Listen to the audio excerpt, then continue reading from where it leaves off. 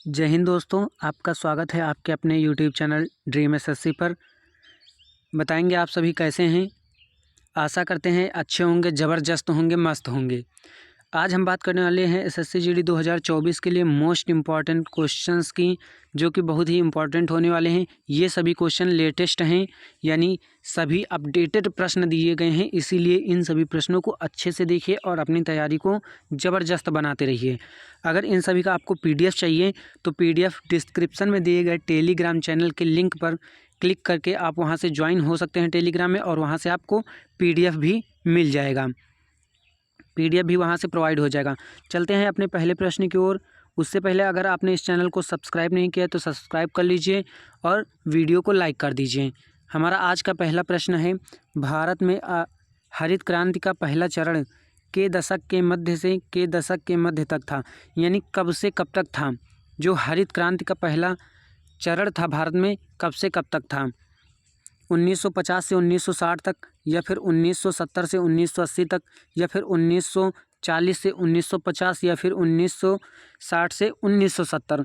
तो इसमें बताएंगे जो हरित क्रांति का पहला चरण था वो था 1960 से 1970। कब हुआ था तो बताएंगे 1960 से 1970। ये आपका बिल्कुल राइट आंसर हो जाएगा। बात कर लेते हैं अगले प्रश्न की। हमारा अगला प्रश्न दिया गया है, एनपीएस एक स्वैच्छिक परिभाषित योगदान सेवानिवृत्ति बचत योजना है जो ग्राहकों को सुव्यवस्थित बचत से अपने भविष्य के बारे में इष्टतम निर्णय लेने में सक्षम बनाती है। कौन सी है? राष्ट्रीय परमिट प्रणाली, या फिर राष्ट्रीय भुगतान योजना, या फिर राष्ट्रीय भुगतानकर्ता प्रणाली, या फिर राष्ट्रीय पेंशन प्रणाली। आपको बताना है इनमें से राइट आंसर क्या होगा। तो इनमें से राइट आंसर आपका हो जाएगा राष्ट्रीय पेंशन प्रणाली। क्या हो जाएगा? राष्ट्रीय पेंशन प्रणाली एक स्वैच्छिक परिभाषित योगदान सेवानिवृत्ति बचत योजना है। ठीक है, बात कर लेते हैं हमारे अगले प्रश्न की। हमारा अगला प्रश्न है, भारत में 10 की जनगणना कराने की जिम्मेदारी किस मंत्रालय की होती है। यानी जो हर 10 साल में जनगणना होती है उसकी जो जिम्मेदारी होती है वो किस मंत्रालय के पास होती है। गृह मंत्रालय के पास, या फिर कारपोरेट कार्य मंत्रालय के पास, या फिर वित्त मंत्रालय के पास, या फिर सांख्यिकी मंत्रालय के पास। तो ये जो आपकी जिम्मेदारी होती है 10 की जनगणना कराने की, ये होती है गृह मंत्रालय के पास। किस मंत्रालय के पास? तो बताएंगे गृह मंत्रालय के पास। गृह मंत्रालय आपका बिल्कुल राइट आंसर हो जाएगा।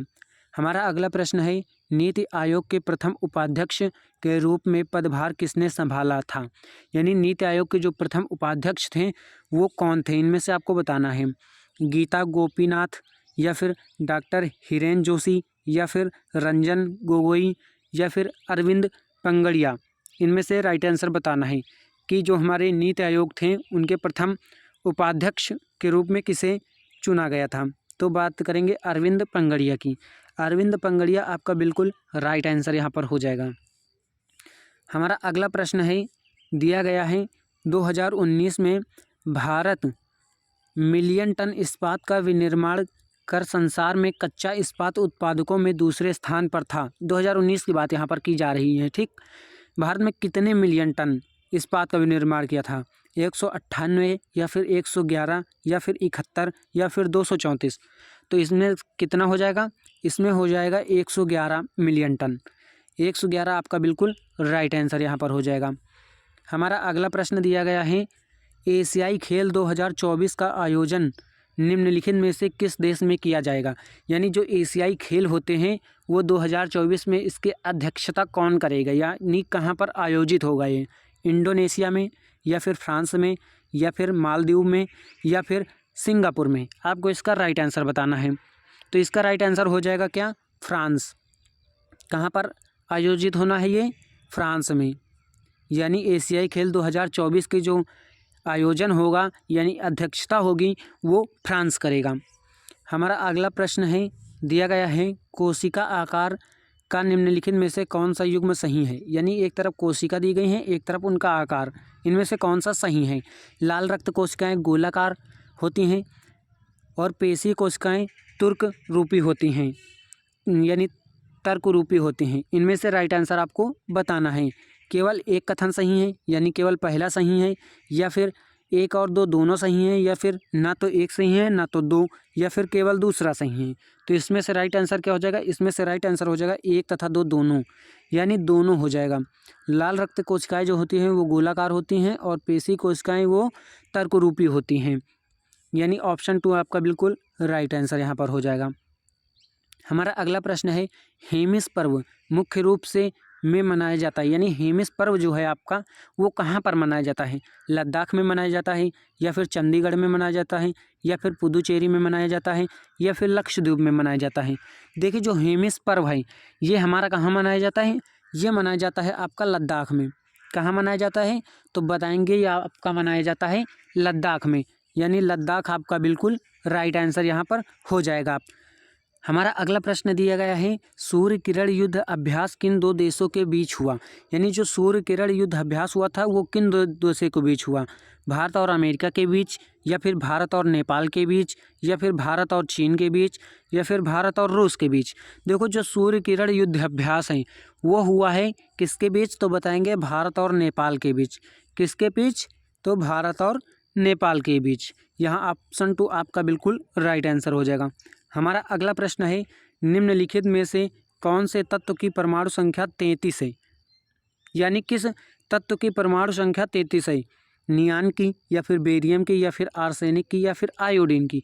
देखो, यहाँ पर बात करेंगे आर्सेनिक की। आर्सेनिक की जो परमाणु संख्या है वो 33 है, यानी ऑप्शन 3 आपका बिल्कुल राइट आंसर हो जाएगा। हमारा अगला प्रश्न दिया गया है, ऊपर से मृदा की तीसरी परत की पहचान कीजिए। यानी मृदा की तीसरी परत कौन सी है? अध स्तरीय अपक्षयित आधारी चट्टानें, या फिर उपमृदा, या फिर अपक्षय रहित आधारी चट्टानें, या फिर ऊपरी मृदा? ऊपरी मृदा, ये आपको बताना है कि कौन सा होगा इनमें से राइट आंसर। तो इनमें से राइट आंसर आपका हो जाएगा अध स्तरीय अपक्षयित आधारी चट्टानें। ये क्या है? तो बताएंगे ऊपर से मृदा की तीसरी परत है ये। हमारा अगला प्रश्न दिया गया है, वर्तमान में नीति आयोग के अध्यक्ष कौन है? वर्तमान में यानी 2024 में अभी नीति आयोग के अध्यक्ष कौन है ये आपको बताना है। तो इसके अध्यक्ष कौन हो जाएंगे? राहुल गांधी, या फिर अमित शाह, या फिर नरेंद्र मोदी, या फिर अरविंद केजरीवाल? देखो, जो नीति आयोग होता है उसके अध्यक्ष कौन होते हैं? तो उसके अध्यक्ष पीएम होते हैं। कौन होते हैं? पीएम, यानी प्राइम मिनिस्टर होते हैं। तो प्राइम मिनिस्टर इस समय कौन है? नरेंद्र मोदी हैं। तो यहाँ पर आपका राइट आंसर क्या हो जाएगा? नरेंद्र मोदी हो जाएगा। अच्छा, आप बताएंगे कि जो नीति आयोग है वो कब गठित किया गया था, यानी इसका गठन कब हुआ था? तो बताएंगे जनवरी 2015 में इसका गठन हुआ था। जनवरी 2015 में इसका गठन हुआ था। हमारा अगला प्रश्न दिया गया है यहाँ पर, 1971 के भारत पाक युद्ध अभ्यास के समय कौन सी पंचवर्षीय योजना भारत में चल रही थी? तो कौन सी पंचवर्षीय योजना भारत में चल रही थी यह आपको बताना है। दूसरी, या फिर छठी, या फिर आठवीं, या फिर चौथी? यहाँ पर आपको राइट आंसर बताना है। जो 1971 था, यानी 1971 में आपकी कौन सी? तो बताएंगे चौथी पंचवर्षीय योजना। कौन सी चौथी पंचवर्षीय योजना चल रही थी? कब से कब तक रही? तो बताएंगे 1969 से 1974 के मध्य रही। कब रही? 1969 से 1974 के मध्य रही। अच्छा, ऊपर वाले क्वेश्चन में आप ये भी बता दीजिए यहाँ पर कि जो आपका नीति आयोग है ये किस योजना आयोग के स्थान पर लाई गई थी? यानी इसका गठन जो हुआ था किस योजना आयोग के स्थान पर हुआ था? तो यानी बताएंगे योजना आयोग, यानी किस आयोग के? तो बताएंगे योजना आयोग के स्थान पर। योजना आयोग के स्थान पर नीति आयोग का गठन किया गया था। हमारा अगला क्वेश्चन देख लेते हैं। अगला क्वेश्चन है, यानी प्रश्न है, हाल ही में रक्षा अनुसंधान एवं विकास संगठन DRDO ने अपना 66वां स्थापना दिवस कब मनाया? यानी जो DRDO है ना, ये इसने अपना 66वां स्थापना दिवस कब मनाया? 1 जनवरी 2024 को, या फिर 2 जनवरी 2024 को, या फिर 3 जनवरी 2024 को, या फिर 4 जनवरी 2024 को? तो ये मनाया है आपका 1 जनवरी 2024 को। कब मनाया है? तो बताएंगे 1 जनवरी 2024 को अपना 66वां स्थापना दिवस मनाया है DRDO ने। हमारा अगला प्रश्न दिया गया है यहाँ पर, गोम्फ नृत्य किस राज्य का प्रसिद्ध लोक नृत्य है, यानी जो गोम्भ नृत्य है वो किस राज्य का प्रसिद्ध लोक नृत्य है, बिहार का या फिर गोवा का या फिर उड़ीसा का या फिर उत्तर प्रदेश का। देखिए यहाँ पर राइट आंसर आपका क्या हो जाएगा गोवा। यह गोवा का नृत्य है। कहाँ का, तो बताएंगे गोवा का है। हमारा अगला प्रश्न दिया गया है, यहाँ पर दिया गया है कि पास भारत में बैंक नोट जारी करने का एकमात्र अधिकार है। किसके पास है ये अधिकार, प्रतिभूति बैंक के पास या फिर विश्व बैंक के पास या फिर भारतीय रिजर्व बैंक के पास या फिर भारतीय स्टेट बैंक के पास। जो नोट जारी करते हैं ना, नोट जारी करने का एकमात्र अधिकार वो आपका होता है किसके पास, तो बताएंगे भारतीय रिजर्व बैंक के पास, यानी आरबीआई के पास। किसके पास, तो बताएंगे आरबीआई के पास होता है ये अधिकार, यानी यहाँ भारतीय रिजर्व बैंक आपका बिल्कुल राइट आंसर हो जाएगा।